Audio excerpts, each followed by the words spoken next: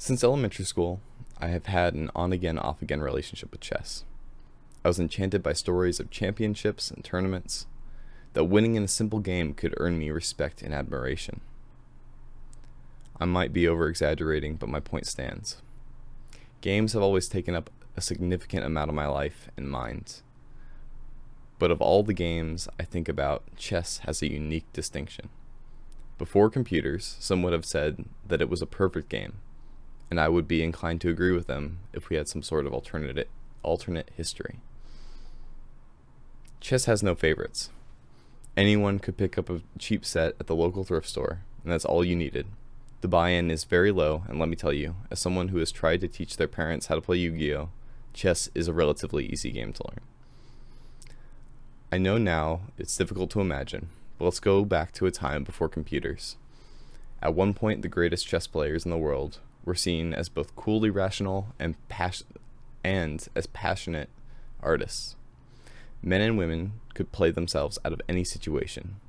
The only advantage in the game was in the heads of the players. Some would lay traps only to realize that they were truly 2 steps behind their opponents. Chess was a game of tactics and creativity. Now, I must show what the fate of chess is now. Some others may find a different time, but I find the end of chess to start at the late 1700s, with the creation of the Mechanical Turk. News spread about a machine that would defeat anyone in chess who challenged it. After a while, the hoax was revealed, and it was shown that a grandmaster would hide within the machine and play any challengers, and there were no mechanical devices that made decisions on what move to play. This hoax was a product of the era. Science was being used to reduce every phenomenon to its individual or atomic components. The world was no longer magic, but a machine that was wound at the beginning of time, and would continue on as such forever. Though the reputation of chess remained intact, and may have increased its popularity, this development marked a pivotal moment in the history of chess.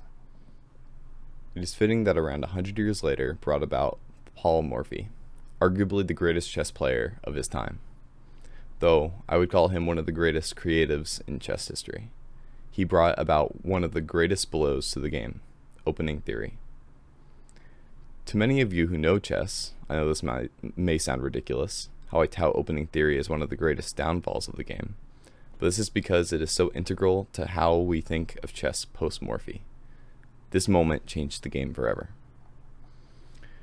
For those of you who are unfamiliar, opening theory is a method of analysis of the first moves of any game of chess.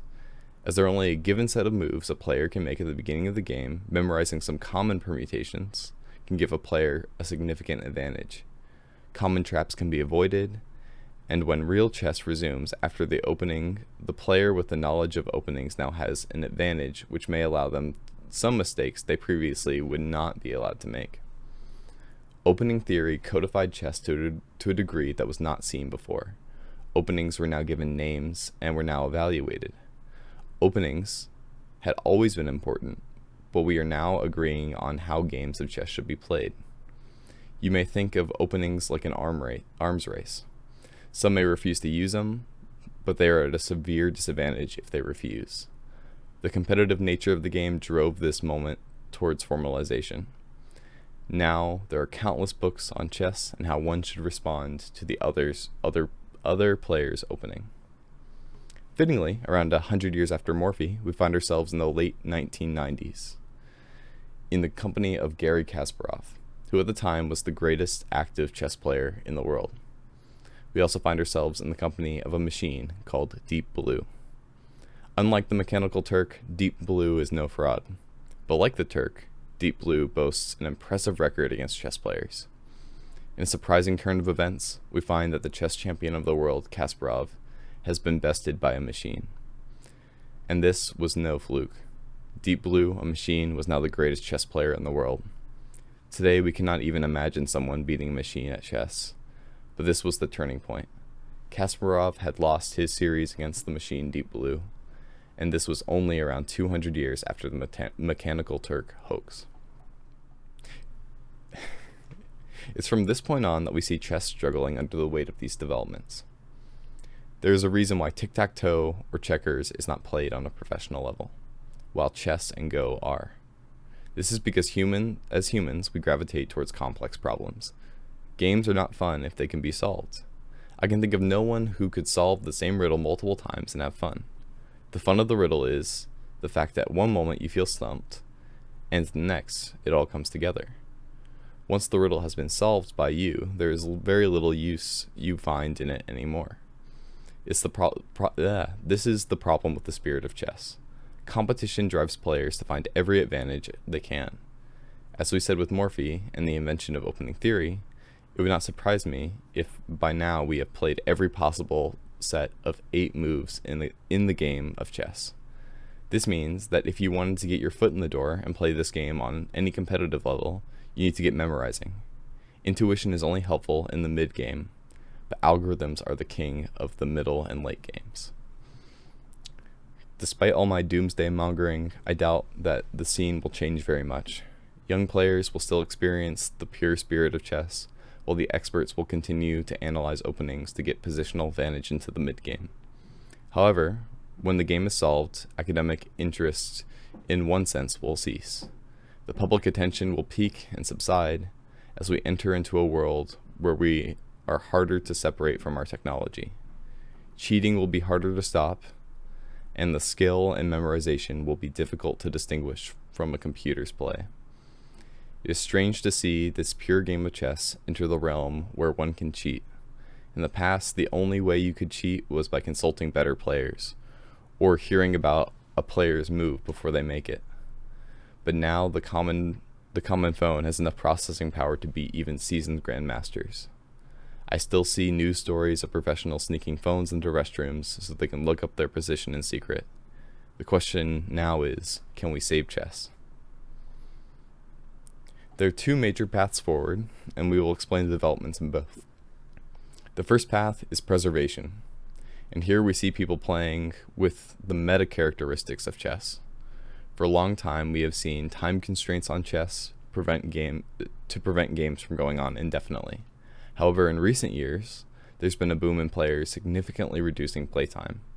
Where a classical game may give both players an hour on the clock, and common online games may give both players 10 minutes on the clock, the last few years have seen the boom of blitz and bullet chess.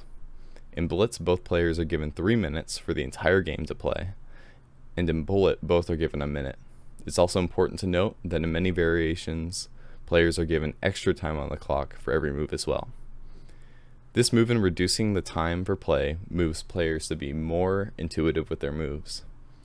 They don't have time to recall how to optimally play the Ruy Lopez opening. This certainly seems to be grasping at the childlike spirit of chess, but it still falls prey to similar problems. Openings are the same in all versions of chess, no matter the time constraint. The Queen's Gambit is the same whether you play it for an hour or 2 minutes. I know that some may say that it is truly not the same because more complex openings are not achievable in the more time restrictive games, and I will give them that, but in my opinion the solution is not found here. The second path is famously led by Bobby Fischer, who some would call the greatest chess player the world has ever known. There are stories of musicians who found themselves on the crossroads and sold their souls to the devil for guitar skill, and I would say this story maps well onto Fischer. Watching footage of him at the end of his career around the age of 29 is very difficult. You see a man who is entirely devoted to chess and nothing else. He doesn't care for people around him, and though he will win his final match, he is a miserable creature. He quit chess just after citing his frustration with the level of control that theory had on the game. In subsequent years, he fell off the face of the earth and later emerged into prominence to introduce a new game known as Chess 960. This new set of rules allowed for the board layouts to be randomized as a way to combat the influence of theory. In this way, the game could consist of significantly more of the intuition and creativity that defined the game for centuries. Though I find Fischer to be a miserable human being, his insights on the development of chess as a game are illuminating, and he was truly a genius of the game. It is important to note that at the beginning of this movement of chess begins around an era we often call the Enlightenment. The Mechanical Turk gives us significant insight into the cultural vision that was being developed. We are now living in a world of machines and science. Subjects that were once considered the realm of philosophers or theologians are now given material explanations. For example, the evolution hypothesis claimed to identify physical processes that generated all of the life on Earth. With this momentum, we continued to break down everything into its material parts. Ancient mythologies were now the literature of children, and the only acceptable literature of the intellectual was a textbook, or the work of a philosophy that was compatible with this material worldview. Chances are you already see the connection I am making. Chess shows us the very outcome of this worldview and practice of breaking down every phenomenon into its mathematical and physical components. When we reduce chess to these parts, all we see is a problem that can only be solved by computers. But we should shudder to see that in doing that, we find that we are left with less than we started with. Chess is not just pieces moving on a board. There's a greater enchantment to the game. This can be felt in the experience of playing a game of chess. When you set up a trap for your opponent to find that he was expecting it, or the thrill of being on the edge of defeat when you find that your opponent has made a critical mistake and you can pull a win out of nowhere. Chess is a story. A story is not just words on a page. If I told you that the United States Declaration of Independence was just a paper, I would be half right, but half dead wrong. This document, like chess, has captured generations and influenced countless people. If there was a single word different in the Declaration of Independence, chances are history could be significantly different. Just because we can identify the material origins of something does not mean we have explained it. There is a depth to existence that cannot be simply explained. This is how I want to finish. Chess may not be dead, but it is about as close as you can get. Don't let this happen to the things that you find to be most important to you. What killed chess? It's not satisfied with just simple games. No, it won't just stop there. It will continue to consume everything it finds, and you need to be ready when it arrives for you. We're all going to have to hold on to something greater than ourselves. Thank you.